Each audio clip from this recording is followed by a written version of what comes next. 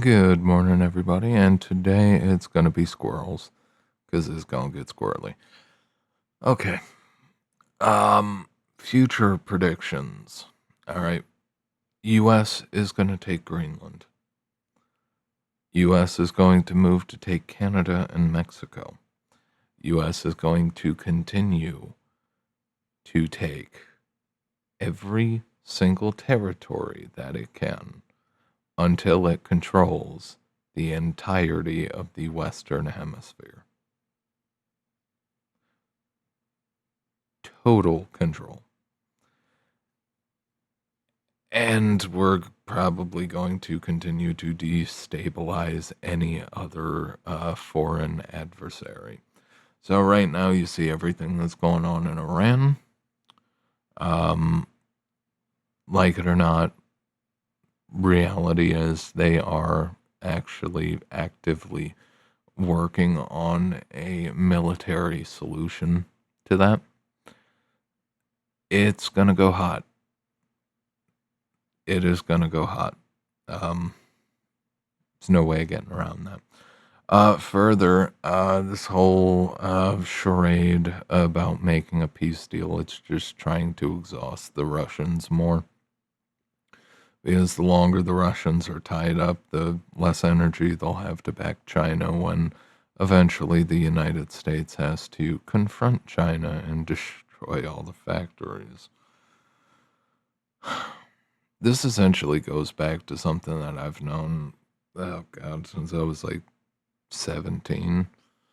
Like the whole reason the United States economy did well post-war was the fact that we literally blew up all of Europe's production. China was in a civil war. Everything was just chaos. And who was left? The only country that was reliable, politically decent, only country left with the capacity was the United States, and we did really well because of it. Now, the only way that the United States is going to be able to come back to omnipotence, um, the only way that the United States gets its power and position back on the world stage is to wipe out all of the competition. There's no other way to do it than war. Although, that being said, it doesn't necessarily mean we need full scale ground campaigns. But this is the era that we're in. 2026, I saw somebody throw this quote out, and I'm just rolling with it now. 2026, the year that you could just do things. And who the hell is going to stop the United States? Who's going to stop Big Orange Man? We will, like, if the European Union right now, the fight and complaining and whining over Greenland. Here's the reality. Would the U.S. taking Greenland void NATO? Yes. Do we give a rat's ass about NATO? No. No. The United States does not care about NATO. It doesn't care about Western Europe. It's not our job. If the Europeans would like to go start a drunken fist fight with the Russians, they're free to do so. But we're not getting nuked for it. Monroe Doctrine 2.0. We take over the entire Western Hemisphere, not just have Fortress America, but have Fortress North and South America, Fortress Americas. And that will be it. When it comes to Europe and Asia and Africa, and when it comes to the rest of the world, essentially, so the story for the Fallout game series essentially turned into The capitalists owning, capitalist Western countries, the Allies, essentially owning half the territory, and the Chinese, Russians, communists having a whole nother territory, just two gigantic territorial blobs, all desperately trying to get access to the draining, dwindling resources. AI revolution or not, the West needs access to resources. And as we've known for quite a while, it's been said multiple times that, we're anywhere between 2 and 12% of the global population. And going back to like the early 2000s, we were using 50, 60, 70% of the world's resources. And it's just like, okay, yeah, yeah. With or without the AI revolution, the only way that the United States is going to maintain stability domestically and economic viability is by getting access to more raw materials. And China has been competing for those. Now, given it was not exactly a smart fucking idea to let American corporations go out and ship all of the factories overseas. Because, yes, you got cheap labor, but you also empowered all of China. And whilst they've been putting up with the low standard of living, the low quality of life, the perverse conditions to work in those sweatshops, to work in those factories,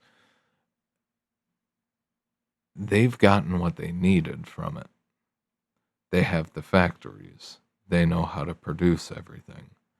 They have the logistics supply lines for everything. And they also have a convenient vector in order to literally get their products, spy equipment, literally anything, into just about every single American's house. They're in the power grid, they're in the tech infrastructure, the internet, they're in defense. Their equipment is literally everywhere. Okay?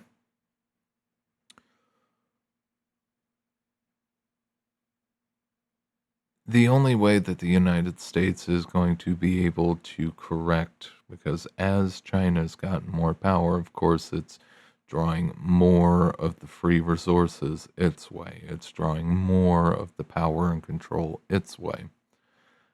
And it's arming up to be able to start to shift the world into looking the way it wants it to look, which of course threatens stability of the Western countries. Now, if we were to just let this go unchecked, uh, America becomes China and China becomes America during the Golden Age. But that's not going to happen now. Or, well, at the very least, they're going to try to stop that from happening. What is happening now is the prelude to war. The United States has to get as much of the raw materials as it possibly can, which means it needs to take over the entire Western Hemisphere. If it controls South America, you've got additional food production, you've got additional raw materials, you have lumber, you have rare earths, you've got mining, you've got everything that you could possibly need. The only thing that the US doesn't have is a nation full of factories anymore. So, there is a somewhat reasonable chance that maybe, just maybe, Big Orange Man is capable of getting the levels of coordination needed. He'd probably have to hang Larry Fink. I am not even joking. He would probably have to hang Larry Fink and start pushing bankers out of windows. But he might actually be able to, with the level of force that we've seen, it's not even, it's literally halfway through the month. And we've already flipped Venezuela, we're flipping Iran, we're eyeing up Greenland and Mexico and Colombia. God help the Canadians, honestly. I think most of the tariffs are designed to strangle Canada until you guys are so weak that you couldn't even think of fighting. But especially the fact that not only has Canada worked with China in the past, but the Chinese are putting more pressure on Canada to separate itself from the more relaxed relations with the United States. China, Canada's on the chopping block. Canada, Mexico, Greenland, literally any country that China or Russia might have any interest in the Western Hemisphere, you're American now. That's the way it's going to be. And if you don't like that, they will start spinning up warships, planes. They will stop every single logistical route into and out of your country until you give in. This is the prelude to war. Okay? That's what the future looks like. Essentially, we're getting closer to that kind of Fallout-esque storyline before the nukes fell, where you just end up with Western liberal democracies. Democracy. Western republics and market economies versus communist, evil commie economies. Give me 1 second.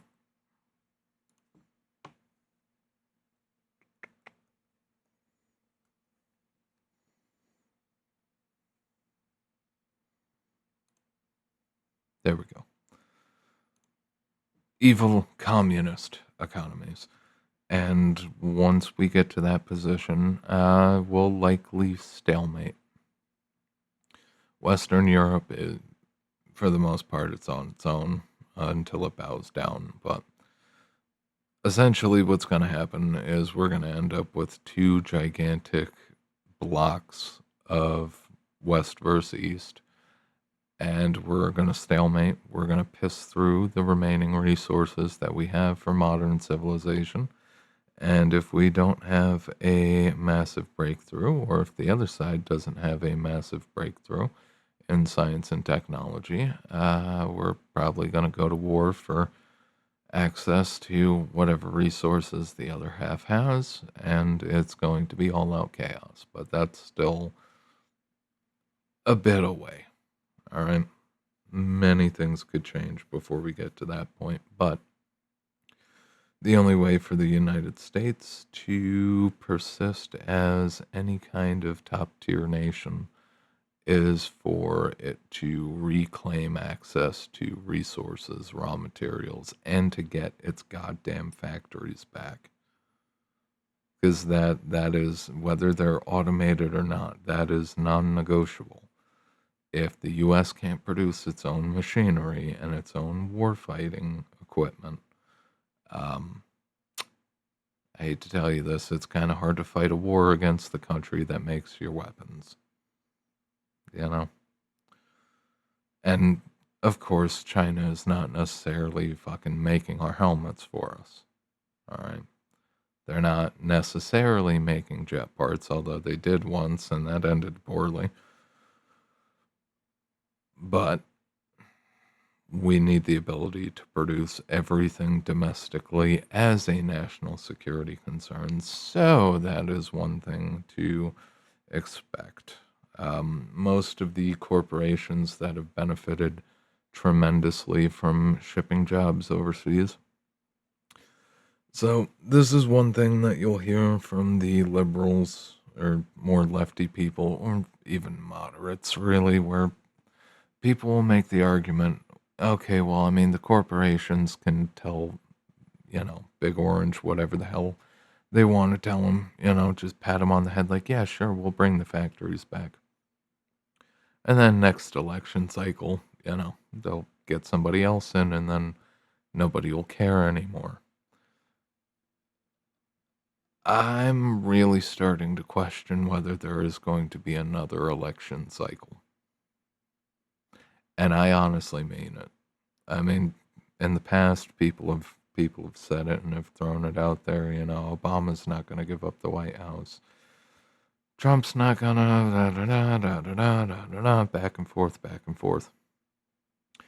But with the level of change that Big Orange is trying to do, like that, this is monumentally shifting the United States and the entire global economy.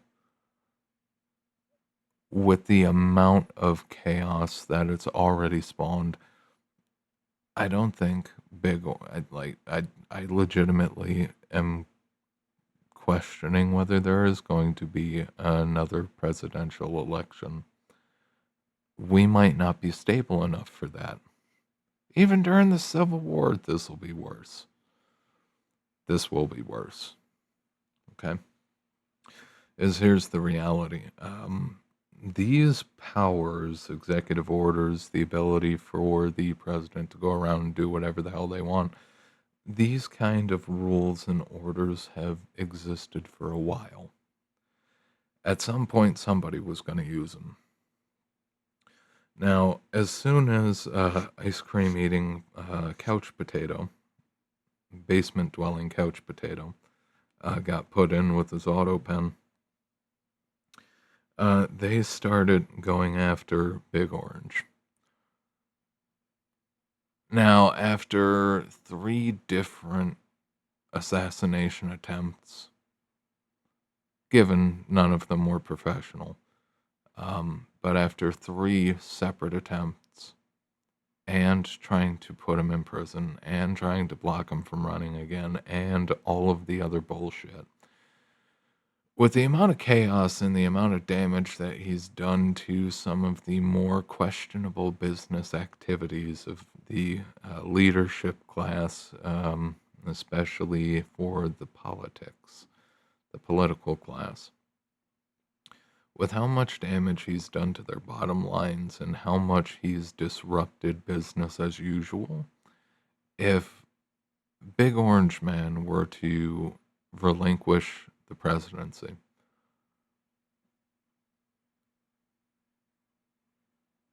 could you imagine what a leftist would do with that office if they got in there? Could you imagine it? I could totally see the left using, getting control of power again and immediately using it on anybody that they deem to be right wing. Trump may not cause the Civil War, but him leaving could absolutely be the prelude to it.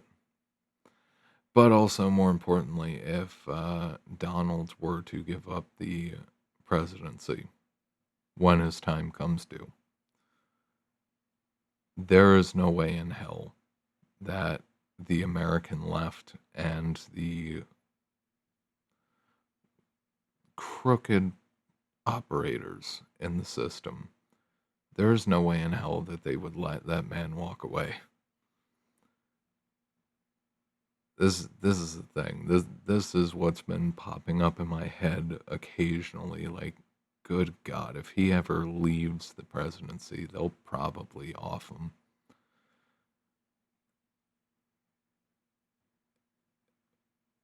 As I've said before, we're in for some interesting fucking times.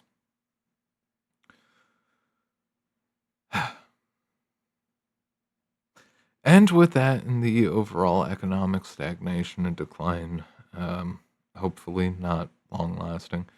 The only thing I can really say now is God help us all, because we have no idea how this is going to actually end up going.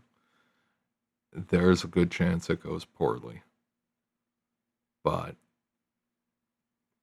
it is what it is. This has been Michael from Spades Consulting. If you're interested in personal or business consulting, stop by the site. If you're interested in written content, stop by the Substack. Check back here for videos occasionally. And if you would, like, sub, hit the bell, hype, comment, do all the things. And I'll see you guys next time. Have a good one.